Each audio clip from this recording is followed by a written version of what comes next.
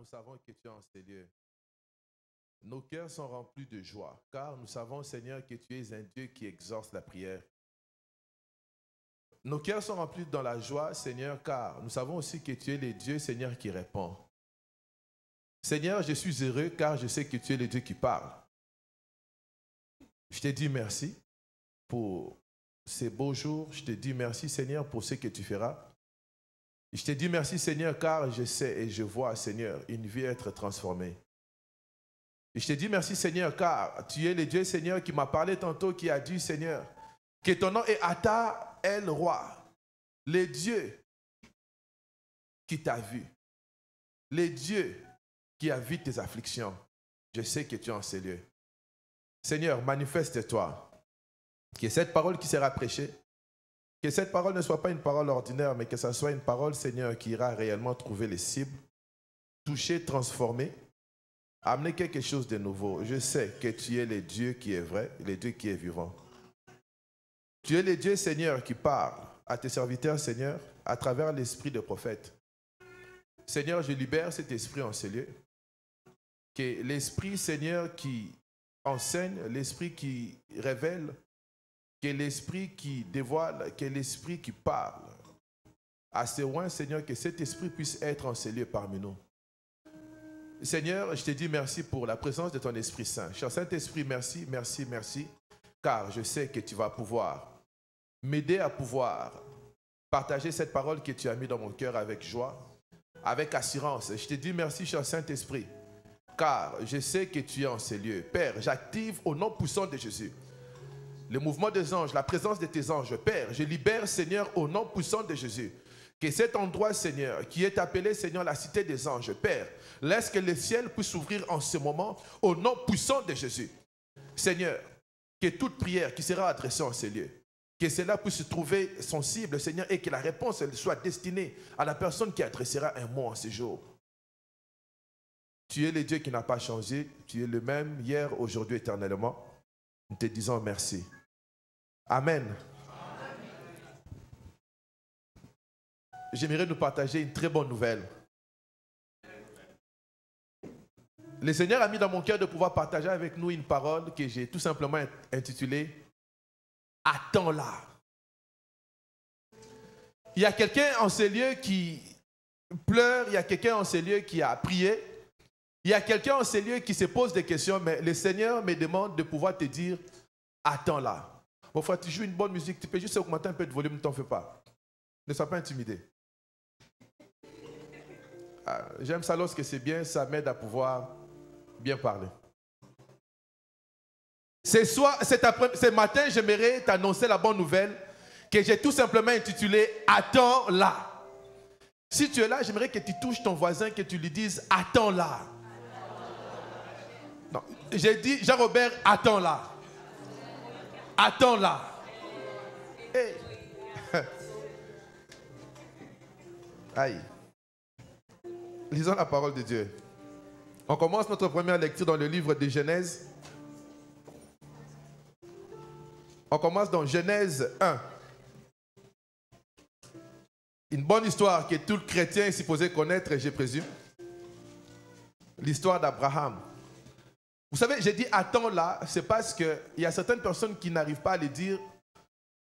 La personne qui est assise à côté de toi, j'aimerais tout d'abord te demander de pouvoir t'assurer que tu as son numéro de téléphone, que tu as son adresse email. Bien aimé, parce que la personne te dit attends là. Tu ne sais pas si c'est le prochain CEO d'une compagnie ici à Toronto. La personne t'a tout simplement déclaré attends là. Ne cherche pas que l'élévation puisse arriver pour commencer à aller dire que frère, tu ne me voyais pas, je mettais la veste bleue. Et je vous parle prophétiquement. Vous savez, le Dieu d'élévation, il fait des choses à travers des chemins qui sont raccourcis, à travers des chemins qui sont compliqués. Je sais de qui je parle. Attends là. Genèse 12. L'Éternel dit à Abraham. Genèse 12, nous allons pouvoir lire à partir du premier verset. Et nous allons lire jusqu'au verset 11. Bon, jusqu'au verset 10. L'Éternel dit à Abraham, va-t'en de ton pays, de ta patrie, de la maison de ton père. De la maison de ton père, dans le pays que je te montrerai. Je ferai de toi une grande nation. Je te bénirai, je rendrai ton nom grand. Et tu seras une source de bénédiction. Je bénirai ceux qui te béniront. Et je maudirai ceux qui te maudiront. Et toutes les familles de la terre seront bénies en toi. Ah frère, pourquoi tu n'as pas de foi? Dis à la personne que toute l'église... Ok. Bon, moi je déclare que toutes les familles de l'église seront bénies à travers moi. Mais déclare pour toi-même, pourquoi tu as peur? Parce que je te parle du même Dieu qui s'est révélé à Abraham. Tu vois, le problème avec toi est que tu crois qu'Abraham c'était un homme spécial. Pasteur Élie, je déclare que toutes les familles de l'église seront bénies à travers moi. Tu vois, tu es bloqué, c'est parce que tu regardes la bénédiction matérielle. Ok, je l'ai dit et je confesse que toutes les familles de l'église seront bénies matériellement à travers moi. Parce que si je vous annonce déjà la bonne nouvelle et que cette bonne nouvelle affecte vos vies, ça veut dire que les familles de cette église sont bénies à travers moi. Mais toi qui nettoies l'église, n'est-ce pas que les familles de cette église sont bénies à travers toi? Parce que si tu ne nettoies pas, ça sera sale. Maintenant, tu vois, le diable est voilé. Tu attends qu'on puisse te dire que non, tu as 40 millions. Pour que tu dises que tu es béni. Hey. Est-ce que tu as reçu la révélation? Abraham partit comme l'Éternel le lui avait dit. Et Lot partit avec lui. Abraham était âgé de 75 ans. Lorsqu'il sortit des Charans, Abraham prit Sarai, sa femme, et Lot, fils de son frère, avec tous les biens qu'ils possédaient et les serviteurs qu'ils avaient acquis à Charan. Ils partirent pour aller dans le pays de Canaan et ils arrivèrent au pays de Canaan. Abraham parcourut le pays jusqu'au lieu nommé Sichem, jusqu'au chêne de Morée. Les Cananéens étaient alors dans le pays. L'Éternel apparut à Abraham et dit, je donnerai ces pays à ta postérité. Et Abraham bâtit là un autel à l'Éternel qui lui était apparu. Il se transporta de là vers la montagne, à l'orient de Bethel, et il dressa ses tentes, ayant Bethel à l'occident et Haï à l'orient. Il bâtit encore là un autel de l'Éternel, et il invoqua le nom de l'Éternel. Abraham continua ses marches en s'avançant vers le midi. Il y eut une famine dans le pays, et Abraham descendit en Égypte pour y séjourner, car la famine était grande dans le pays. Mais c'est une histoire assez controversée. L'Éternel dit que je te bénirai. Je ferai de toi une grande nation. Abraham a cru à la parole que l'Éternel lui a dit, de pouvoir quitter la maison de son père et de pouvoir aller là où Dieu l'avait demandé. Dieu l'a demandé de pouvoir aller à une destination qui était inconnue. Avec son père, il était sûr, parce qu'il était sous la direction de son père. Ils se sont retrouvés à Charan. Mais voici que l'Éternel apparaît à Abraham et il lui dit que va là où je t'indiquerai. Vous savez, souvent on parle de la foi d'Abraham. Le problème avec les chrétiens aujourd'hui, c'est que nous opérons à travers ce qu'on appelle la foi propositionnelle. La foi propositionnelle, ça veut dire que c'est une foi qui est basée sur ce qu'on t'a dit, sur ce que tu as lu. La foi d'Abraham, c'était une foi que l'on qualifie de folie. C'est comme si on me dit, Eric, va à Pearson, tu vas pouvoir acheter ton billet à partir de l'agence qui est... Ok, ici à Pearson, ça ne marche pas. Là, Lubumbashi, là où je suis venu, on achète le billet à l'aéroport. On te dit, tu vas acheter le billet et je t'indiquerai la destination que tu vas prendre. Tu ne sais pas, tu arrives quelque part et Dieu te dit, je t'envoie, je ne sais pas, à Kuala Lumpur. Tu ne connais personne. Tu n'as aucune relation, mais Dieu te dit, tu vas à cette direction parce que c'est dans ce pays, c'est dans cette ville, c'est dans cette région que moi je te bénirai. Ce n'est pas une foi qui est basée sur la lecture de la parole de Dieu, là où parce que j'ai lu, parce que j'ai vu que ça marchait avec Paul, ça marchait avec Pierre, bon, peut-être que ça va marcher avec moi. Abraham a cru et il s'est déplacé. Mais regardez ce que la Bible nous dit. Abraham se déplace. Abraham arrive là où Dieu lui avait promis. J'aimerais attirer ton attention entre le verset 9 et le verset 10, il y a un temps qui s'est écoulé entre les deux. Ce n'est pas qu'Abraham est arrivé aujourd'hui et le lendemain il y a eu famine. Non. Abraham est arrivé, tout a semblé commencer à marcher. Abraham a cru à la parole prophétique qu'il avait reçue de la part de Dieu. Dieu lui a dit, vas-y, si tu quittes la maison de ton père, voici ce que je ferai, je te bénirai. Pas seulement que je te bénirai, je ferai de ton nom un nom grand. Tu seras la personne, lorsque tu t'établis quelque part, tout le monde doit dépendre de toi pour leur survie. C'est ça la pensée de Dieu pour toi et pour moi. Dieu lui dit, vas-y. Mais la Bible nous dit au verset 10 qu'au moment où tout marchait, bizarrement, subitement, la famine vient et la famine frappe. La famine ne frappe pas seulement les gens qui habitaient dans la région, mais la famine frappe et Abraham et ses bétails, eux aussi ils étaient victimes de cela.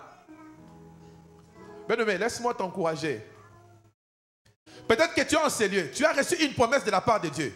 À un moment donné, les choses semblaient marcher. Mais subitement, tu te retrouves et tu te dis que mais là, je ne comprends plus rien. Rien ne marche.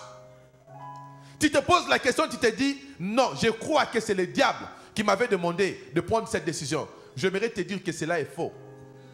Lorsque Dieu te promet quelque chose, il y a des moments où Dieu peut permettre que des circonstances puissent se présenter devant toi. Mais regardez ce qui arrive. Abraham se retrouve devant la famine. Il se retrouve avec ses bétails qui commencent à mourir. Il se retrouve avec tout ce qui peut arriver de négatif. Et il se dit que je dois quitter pour pouvoir aller en Égypte. Abraham se retrouve en Égypte. Arrivant en Égypte, il avait une semence qui était sa femme. Il arrive en Égypte, les Égyptiens regardent, ils se disent que mais cette dame, elle est réellement belle.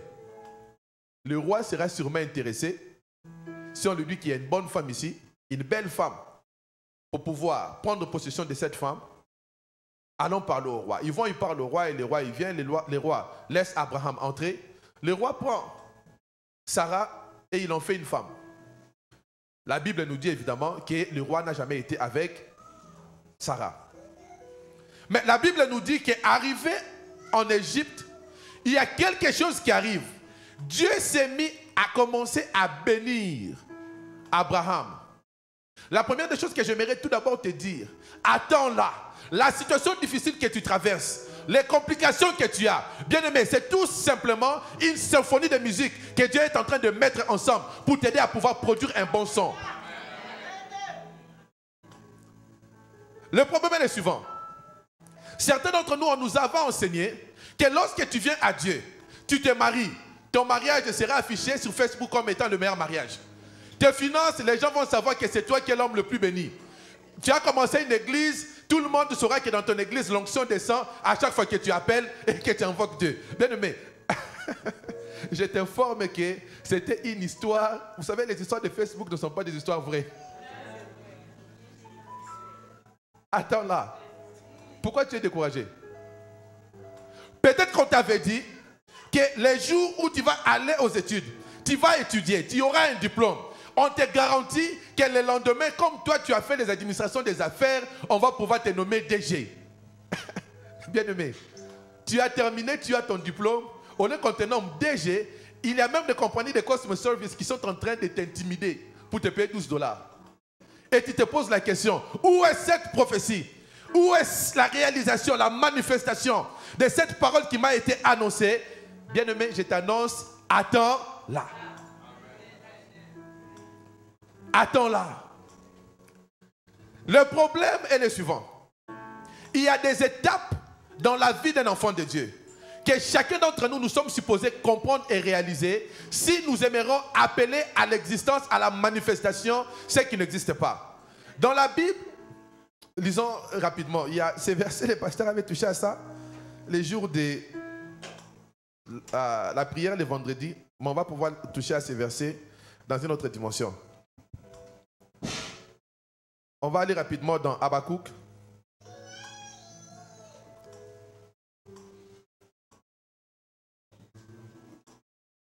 On va rapidement dans Habakkuk.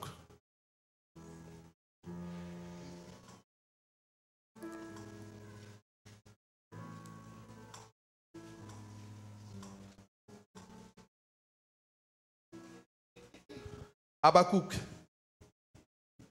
On va lire à partir du premier verset jusqu'au troisième verset. Habakkuk 2, premier verset. Habakkuk chapitre 2, premier verset jusqu'au troisième verset. La Bible dit ceci.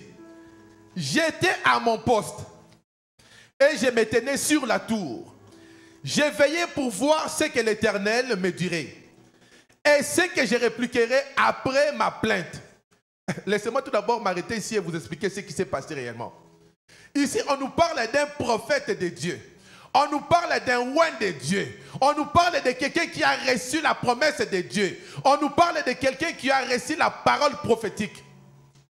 Mais cette personne s'est retrouvée à un moment donné, la parole prophétique n'arrive pas à pouvoir se manifester. Les circonstances, les difficultés continuent à augmenter. Et la personne nous dit que j'étais à mon poste et j'attendais. Il y a certainement quelqu'un qui est venu ce matin. Tu as quitté ta maison, tu es venu et tu te dis que tu t'attends encore à écouter ce que l'Éternel te dira encore. Parce que tu as tellement prié. Le vendredi, à peine que tu as terminé de prier, lorsque tu es rentré à la maison, la situation a continué à s'empirer. Je t'annonce la bonne nouvelle, attends-la. Habakkuk a dit qu'il attendait que l'Éternel vienne lui parler pour qu'il puisse encore faire quoi? Se plaindre. Vous voyez le cœur de quelqu'un qui est complètement fatigué, quelqu'un qui est complètement désespéré, quelqu'un qui est complètement abattu. Il dit que j'attendais. J'étais à mon poste. J'étais là où Dieu m'avait parlé. Et j'attendais encore à ce que ce même Dieu descende encore et qu'il me parle. Qu'il me parle. Pas seulement qu'il me parle, mais j'attendais que ce Dieu me parle.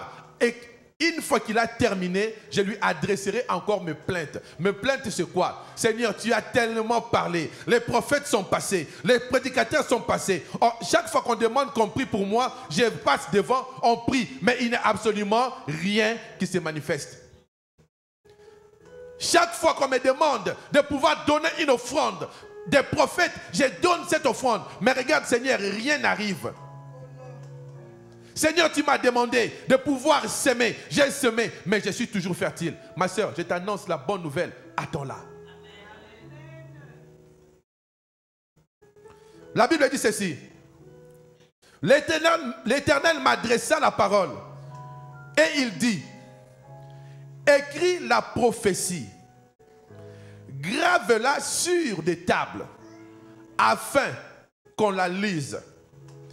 Car c'est une prophétie dont le terme est déjà fixé. Elle marche vers son terme et elle ne mentira pas. Si elle tarde, toi fais quoi? Si elle tarde, toi fais quoi? Laissez-moi décortiquer quelque chose. La différence entre Abraham et son père, c'était tout simplement le suivant.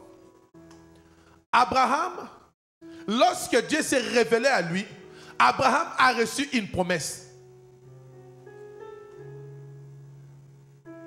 Comment est-ce qu'Abraham a su que Dieu lui parlait? C'est parce qu'étant un enfant qui est né dans une famille polythéiste, il savait qu'il y avait plusieurs dieux. Et parmi ces dieux-là, il savait aussi qu'il y avait un Dieu qu'on appelait Elohim. En fait, Elohim, c'est le nom pour pouvoir définir tout ce qui est divinité. Mais il savait que parmi les Elohim, il y a un Elohim qui est le créateur. Pour le mettre dans un contexte très simple. Abraham savait qu'il existait. C'est la raison pour laquelle lorsque Dieu s'est révélé à Abraham, Abraham a compris que celui qui est en train de me parler, ce n'est pas le petit Dieu que papa m'a toujours demandé de pouvoir aller prier chaque matin. C'est lui qui s'est révélé à moi. Il ne s'est pas révélé à travers un objet. Il s'est révélé d'une manière surnaturelle.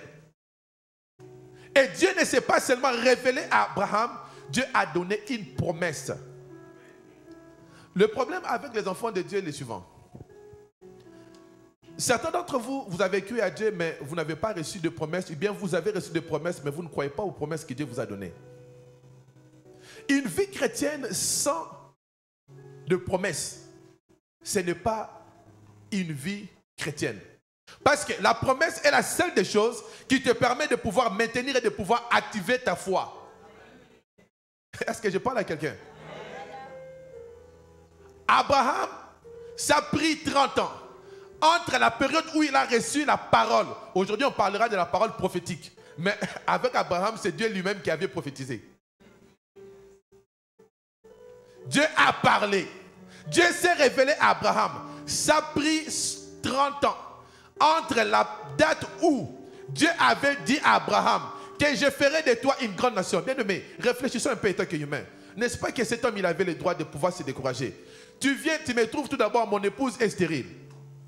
Ce n'est pas un problème. Deux, nous sommes vieux. Tu viens avec tes histoires, tu me dis que tu feras de moi une grande nation. Maintenant, vous savez, étant qu'humain, si je prophétise sur toi, tu vas attendre que non, le lendemain, lorsque tu rentres à la maison, que tu puisses trouver la réalisation de la parole prophétique. Mais Abraham, ça a pris 30 ans. Et je t'informe la bonne nouvelle, durant les 30 ans, il y a eu aussi des périodes de famine. Durant les 30 ans, il y a eu des moments où Abraham a failli perdre son mariage. Parce que tellement qu'ils ont patienté, rien n'arrivait. La femme s'est dit, je crois certainement que j'ai reçu la bonne révélation de la manière dont Dieu allait pouvoir accomplir cela. Mais écoute, cette petite, je la vois, elle est encore très jeune. Elle est belle. Donc ça veut dire que toi, étant qu'homme, tu n'auras pas de difficulté pour aller avec elle. Tu vas avec elle et tu produis des enfants. Et sûrement que ça sera exactement ce que Dieu nous avait promis. Bien-aimé, la parole prophétique, tu ne peux pas la réaliser à travers tes propres moyens. Lorsque tu as reçu une promesse de la part de Dieu, ne va pas t'accrocher à tes propres moyens pour arriver à pouvoir commencer à matérialiser, à commencer à commercialiser, à commencer à préfabriquer ce à quoi Dieu t'a promis. Attends-là. Abraham, sous la pression, vous savez, lorsque vous vivez avec une femme et qu'une femme a le désir de concevoir, il y a une pression qui monte vers l'homme et l'homme n'a pas de choix qu'à un moment donné de commencer à croire à ce que la femme demande. Sous la pression, Abraham a cru. Non, c'est Ismaël. Il prend Agar et ils vont ensemble et ils produisent Ismaël. Mais le problème était le suivant. Dieu a laissé Ismaël venir. Dieu s'est révélé à la mère d'Ismaël. Il lui a dit que toi, je t'ai vu. Mais le problème n'est pas cela. Ton fils, je te promets que je lui bénirai aussi. Parce qu'il vient d'Abraham. Mais le problème est que pour déterminer la lignée du Messie, ça ne viendra pas d'Ismaël, ça viendra de Sarah. Sarah, attends-la. Attends-la. Sarah qui était contente. Qui croyait que, oh, voici maintenant, je peux porter un fils. Dieu orchestre encore des événements. Il commence à se disputer avec qui? Avec Agar. Il se dispute avec Agar. Il se dispute avec Agar. Dieu lui dit, chasse cette femme. Sarah se présente devant Abraham. Il commence à menacer. Abraham, sous la pression, Abraham, vous pouvez voir qu'Abraham est en train de chasser Ismaël. Vous savez, tu as pleuré, tu as même dit à Dieu que non, c'est Éléazar qui va avoir l'héritage et ainsi de suite. Maintenant, tu as un fils. Maintenant, sous la pression, on te demande, et sa femme, et sa mère, et ton fils, out. Abraham les chasse. Ils se retrouvent encore ensemble. L'ange de Dieu passe et il rappelle encore à Abraham et à son épouse, attendez là. La promesse va pouvoir se réaliser. Laissez-moi vous donner 3 éléments qui vous permettraient de pouvoir manifester tout ce que Dieu vous a demandé dans votre vie. Et on va pouvoir clôturer. La première des choses que tu dois faire, lorsque Dieu te parle, lorsque Dieu te promet quelque chose, tu dois absolument rester là où Dieu t'avait parlé. Le problème est le suivant. Il y a des difficultés que les enfants de Dieu ont parce que le ciel peut s'ouvrir dans cet environnement ici et tu reçois une promesse de la part de Dieu pour ta vie, pour tes finances, pour ton travail. Mais parce que tu es distrait, tu vas aller te retrouver quelque part d'autre où Dieu ne t'avait pas envoyé.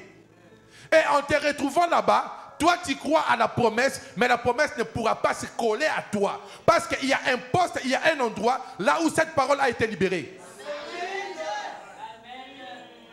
Reste là où Dieu t'avait placé. Reste là. Même si ça tarde, même si tu as l'impression, bien-aimé, si Dieu t'a appelé et Dieu t'a dit que parce que tu as cru en moi, je ferai de toi mon serviteur, je ferai de toi mon ouvrier, je t'élèverai. Bien-aimé, viens. Reste là où Dieu t'a demandé. Même si tu peux te rendre compte que peut-être qu'on ne te donne pas des opportunités, je t'ai dit, attends là. Dieu va pouvoir créer la famine. Oh, je parle prophétiquement à quelqu'un. Il y a la famine qui va se créer là où Dieu t'a placé. Les gens vont commencer à fuir la famine et Dieu va pouvoir commencer à t'élever. Si tu es là, que tu reçois, tu vas te retrouver.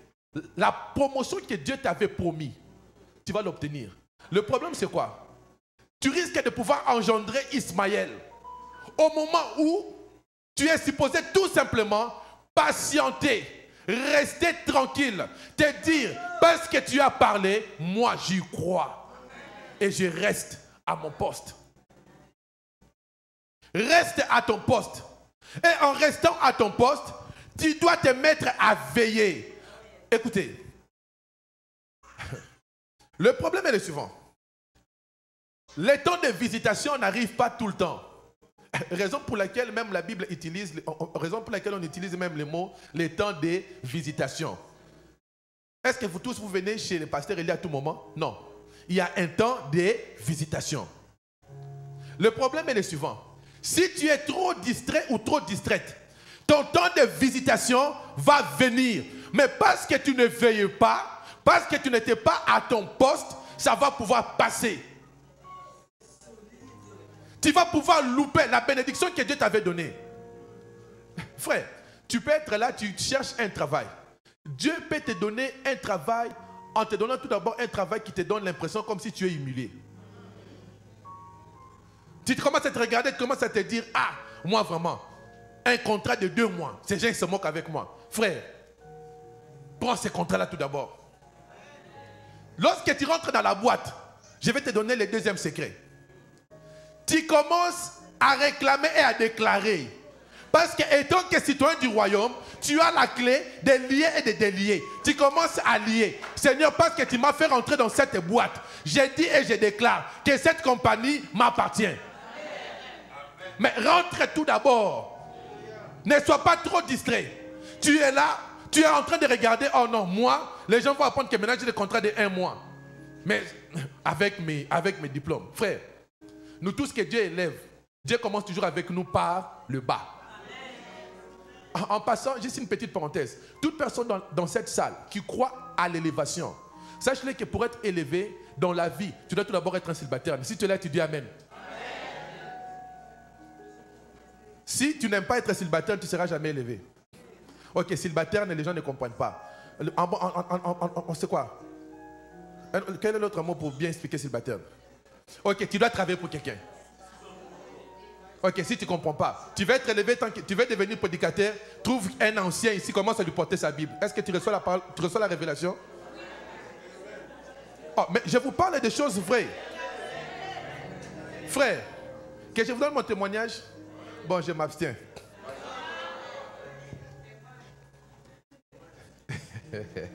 Je m'abstiens. C'est ça le secret. Certaines personnes n'arrivent pas à pouvoir trouver la voie de percer. C'est parce que même le monde nous enseigne. Pour pouvoir devenir grand, tu dois tout d'abord être petit et tu grandis. Mais toi, tu veux devenir grand subitement. Non. Frère, dans les choses de Dieu, bon, si tu veux vraiment servir Dieu, je te donne le meilleur conseil. Tu dois obligatoirement être célibataire. On ne devient jamais roi sans être un porteur d'armes de Saül. On ne devient jamais un prophète sans être un moine habitinda d'Élie. On ne devient jamais un évêque sans être un Timothée à qui Paul te donne des ordres tout le temps. Il y a même des ordres que tu trouves même difficiles de pouvoir exécuter, mais par obéissance, tu exécutes quand même. C'est ça le secret. Ah, pasteur, on dit amen bien, c'est ça. C'est ça. J'ai travaillé sous les pieds de pasteur Alain. Dites amen. J'avais des doctorats, mais je travaillais sous les pieds de pasteur Alain. Et je suis fier de le dire. J'étais la personne que le pasteur Alain donnait des ordres. Docteur Eric, tu vas enseigner aujourd'hui à tel... Lui-même, il change son programme. Hein? Ok, il n'y a pas de problème. Je le fais. Je suis plus vieux que lui en âge. J'étais marié, il n'était pas marié. Mais je le faisais avec joie. Pour que Dieu m'amène là où il est en train de m'amener, il y a des étapes, il y a des prérequis, tu ne peux pas. Le pasteur Alain s'est rapporté au pasteur Élie et moi, je me rapportais au pasteur Alain. Lui, il était frère et moi, j'avais déjà toutes les qualifications complètes étant que serviteur. Mais Dieu m'avait mis toutes ses responsabilités. Je ferme la parenthèse. C'est ça le secret. Beaucoup cherchent à être élevés, mais vous voulez prendre des chemins contournés, ça ne marche pas. Laissez-moi retourner à mon message. Attends là. La Bible dit ceci. L'Éternel m'adressa la parole et me dit, écris la prophétie. La troisième des choses, pour pouvoir manifester la promesse de Dieu, tu dois écrire. Tu dois écrire. Je parle littéralement. Tu dois écrire, tu dois écrire. Tout ce que Dieu t'a promis. Que ce soit à travers une parole que Dieu t'a révélée entre toi et lui. Que ce soit à travers un de ses serviteurs. Bien-aimé, si tu aimeras manifester cela, tu dois aller écrire cela. Pas seulement écrire, après l'avoir écrit, tu dois te mettre et commencer à le lire tout le temps. Tu désires avoir une augmentation salariale. Tu désires avoir une promotion. Ici, je parle des hommes qui sont qualifiés, ok? Ouais. Donc, on ne parle pas que non, toi tu n'es pas qualifié, tu vas commencer à réclamer des promotions. Non, on ne parle pas de ça. Je ne suis pas un militaire, je ne peux pas aller réclamer une promotion dans l'armée canadienne. On va me demander de courir d'ici jusqu'à Oshawa, je vais tomber. Vous commencez à m'imposer des mains. Oh non, c'est les démons, ce n'est pas les démons. Je ne suis pas qualifié pour ce travail-là. Ok? Lorsque tu es qualifié pour un travail et que tu cherches à pouvoir le voir se manifester, tu y vas, tu écris. Et lorsque tu écris, lorsque tu es entre toi et Dieu, tu commences à lire et à répéter et à déclarer cela. Je vous donne un secret. C'est comme ça que tous ceux que vous appelez des grands accomplissent des choses. Parlez avec les gens qui ont pu faire des grands pas avec Dieu. Ils vous diront qu'ils ont toujours leur carnet privé. Et dans ces carnets privés-là, lorsque Dieu le parle, ils écrivent. Faites attention, lorsque vous voyez quelqu'un accomplir de grandes choses, n'enviez pas seulement. Il y a des lois et des principes que ces gens-là ont compris. Ils écrivent. Lorsqu'ils se retrouvent avec Dieu, il commence à parler. Seigneur, tu avais dit, Seigneur, tu avais parlé à travers la bouche de ton serviteur. Le 10 juin 1962, tu m'avais dit que tu me béniras, que tu me donneras un enfant. Seigneur, j'ai dit que je crois à cette promesse, je crois à cette parole. C'est comme ça qu'il prie. Et il prie sur base de ce qu'il a écrit. Pourquoi? Parce que lorsque tu écris quelque chose, et que tu commences et que tu continues à lire ce que tu as écrit, ça augmente ta foi. Ça augmente ta foi. Parce qu'à chaque fois que tu lis, tu te dis que je crois que ce que Dieu m'a dit arrivera. Tu dois croire que la parole que Dieu t'a dit, parce que c'est une promesse, la promesse doit toujours atteindre son cible. À moins que ça ne soit pas une promesse qui était venue de la part de Dieu. Si Dieu t'avait réellement parlé, les jours que toi tu es venu à Jésus, si Dieu t'avait dit quelque chose, Dieu t'avait promis quelque chose, bien aimé, je t'ai dit, attends là. Si Dieu, lorsque tu quittais le Congo, toi tu n'étais pas rentré dans l'avion comme tout le monde qui vont en Occident avec le principe qu'il n'y a qu'au Lukavi, je m'en vais chercher à gagner la vie. Et que toi, Dieu t'avait dit que là où tu vas, je ne sais pas, en France, en Europe, au Canada, moi, l'Éternel est Dieu qui a permis que tu puisses obtenir le papier.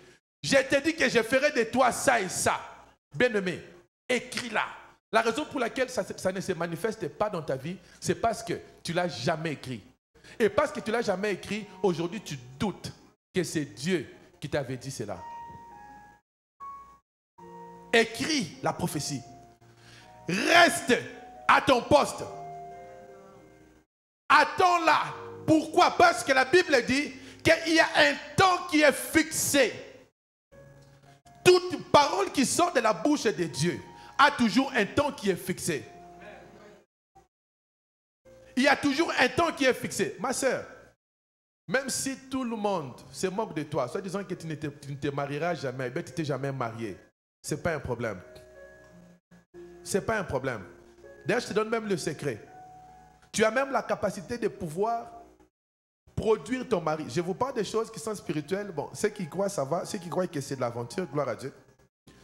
Tu peux aller vers Dieu, tu lui dis, Seigneur, parce que tu as dit qu'il n'est pas bon que l'homme soit seul.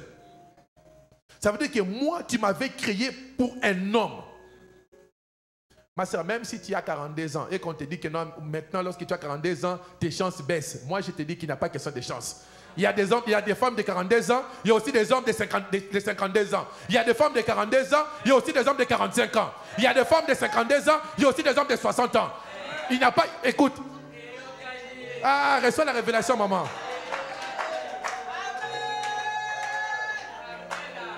Tu as des pilules que tu peux avaler. Il y a des pilules qui te disent, oh, maintenant tu rentres en compétition. Non, tu n'as pas de compétition. Il y a des hommes, il y a des enfants qui grandissent, qui ont 20 ans, 25 ans, et ils vont aller chercher ceux de 18 ans. Il y a aussi ceux qui ont 25 ans, qui vont aller chercher ceux de 28 ans. Il y a aussi ceux de 42 ans, qui ne peuvent que trouver ceux de 32 ans. Il y a aussi ceux de 42 ans, qui ne peuvent que trouver ceux de 45 ans. Maintenant, toi, va dire à Dieu, parce que tu m'as dit qu'il n'est pas bon que l'homme soit seul. Je crois à cette parole. Moi, je ne me marierai pas avec quelqu'un. Toi-même, tu détermines avec Dieu un groupe d'âge que tu ne veux pas. Tu écris. Tu dis que Seigneur, si j'ai échoué mon premier mariage, parce que dans l'ignorance, je m'étais marié avec un inconverti, j'ai appris ma leçon. Je me suis repenti. Je crois aujourd'hui que parce que tu es en moi, envoie-moi quelqu'un qui te craint. Tu écris. Quelqu'un qui est né de nouveau. Tu écris. Lorsque tu vas devant Dieu, tu restes à ton poste, tu veilles à cela et tu déclares à Dieu, parce que tu as dit, voici je crois que mon mari est en train de venir, que ma femme est en train de venir. Tu déclares, bien-aimé, à force de déclarer, tu ne vas pas comprendre. Il y a seulement un frère, soit disant qu'il est venu de la Belgique, il est en train de chercher des papiers. Mais lui, il obtient ses papiers après 1 mois. Après 1 mois, oh non, le frère, bon, on ne sait pas. Soit lui aussi, ça n'avait pas marché, ou bien il n'a pas encore trouvé. Oh non, ces frères-là, on dirait que lui, il aime seulement les sœurs qui ont telle taille. Et quelqu'un va dire que mais c'est elle. On a vu ça ici à l'église, on a vu ça dans la ville. C'est parce qu'il y a des choses que tu crois, on t'a déjà dit que non, toi tu ne te marieras plus parce que tu n'es plus dans le groupe d'âge. Ah. Même si tu es divorcé, s'il y a des femmes divorcées, aussi des hommes divorcés, maintenant c'est quoi ton problème? Non, on doit se parler des choses des fois clairement. Vous savez, l'ennemi c'est un menteur. L'ennemi c'est un menteur. Attends là. Ne va pas aller te créer ton propre Ismaël. Oh non, on m'a dit que non, ces derniers jours ça ne marche pas. On m'a dit seulement qu'il y a un Pakistanais. Tu prends un Pakistanais, tu vas rentrer dans l'hindouisme et là-bas, on commence maintenant. Et à lier les démons d'avant, et les démons d'après, et les démons de l'hindouisme. On ne sait plus comment les lier. Et après tu nous dis que non, vos pasteurs n'ont pas de puissance. Tu as produit Ismaël toi-même. Il y a un temps fixé. Il y a un temps fixé pour ce que Dieu t'a dit. Il y a un temps fixé pour les désirs de ton cœur. Cet après-midi, je voulais juste encourager quelqu'un. Dans mon cœur, je sentais tout simplement le devoir de pouvoir encourager quelqu'un. Il y a un temps fixé. Bien-aimé, même si ton mariage ne marche pas, il y a un temps fixé. Vous savez, la Bible le dit même très bien. Le temps fixé, c'est quoi? Il y a un temps pour tout. Il y a un temps où on ramasse des pierres, on se lance. Il y a aussi un moment où il n'y a plus de pierres. Maintenant, on doit trouver un moyen pour pouvoir arranger. Attends là!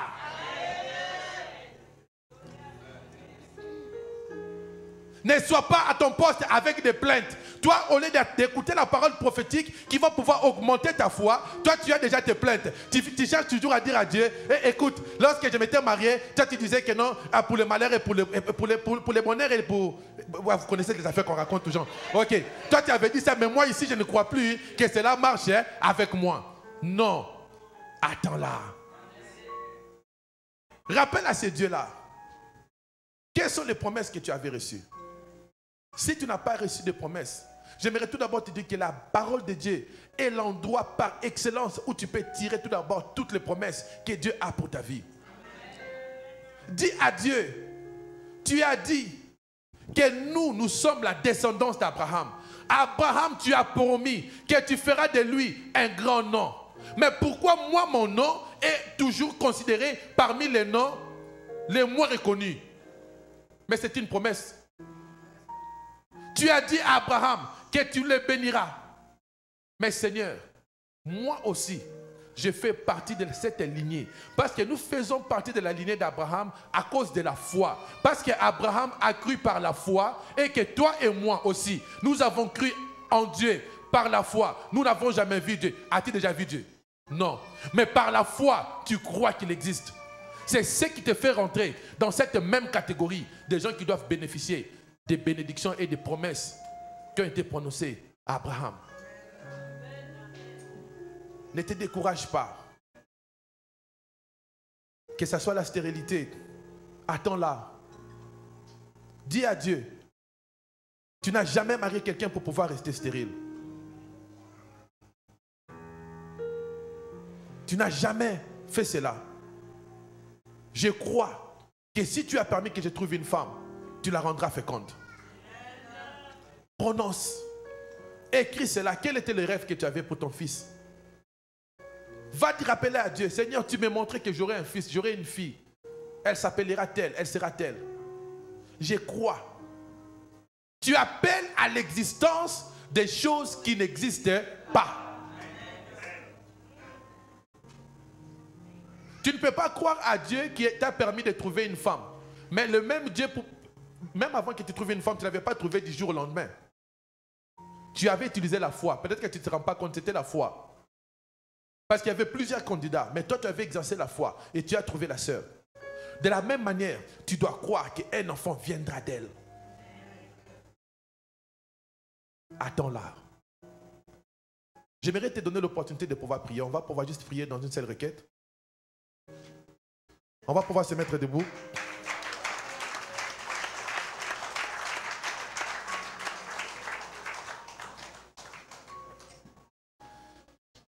J'aimerais prier pour quelqu'un qui est découragé. Si tu es dans cette salle, tu es découragé pour une raison ou pour une autre. c'est l'emploi, c'est des projets. Toi, tu as reçu que des prophéties, des prophéties, des prophéties. Il n'y a absolument rien qui arrive. Tu as reçu des paroles, des promesses, tu as des désirs, tu as tout fait, tu as tout fait, tu as tout fait. Il n'y a absolument rien qui se manifeste. Il n'y a absolument rien qui arrive. On t'avait promis que tes enfants prospéreront. Mais tu te rends compte que c'est tout simplement la famine qui arrive dans ta famille. Au lieu que tes enfants prospèrent, tes enfants vont dans le sens opposé. Tu te poses la question, Seigneur, est-ce que ces paroles étaient réellement vraies? Je te dis, attends là.